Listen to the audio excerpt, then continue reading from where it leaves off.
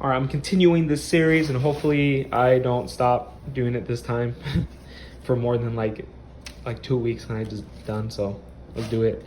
Today we are doing the Monarque. Let's go. Preheat your oven to 425. You want to melt 3 tablespoons of butter in a medium saucepan over medium heat.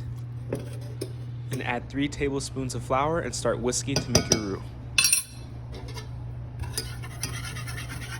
Roux smells like it's almost done here. Looks like we're gonna add some milk. Slowly add a cup of milk while stirring. Take it off the heat and add a 1/4 teaspoon of nutmeg, 1 teaspoon of salt and pepper each, and 2 tablespoons of Dijon mustard. Stir everything together and you want to set this aside. Spread the bechamel sauce on one side of the bread for each piece.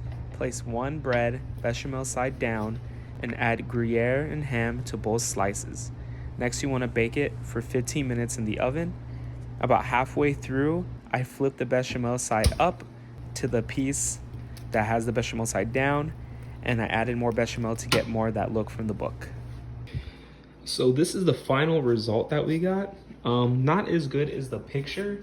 Actually, you know what? Hold on, honestly, I don't think it looks that much better. But let's try it. It's always about the taste.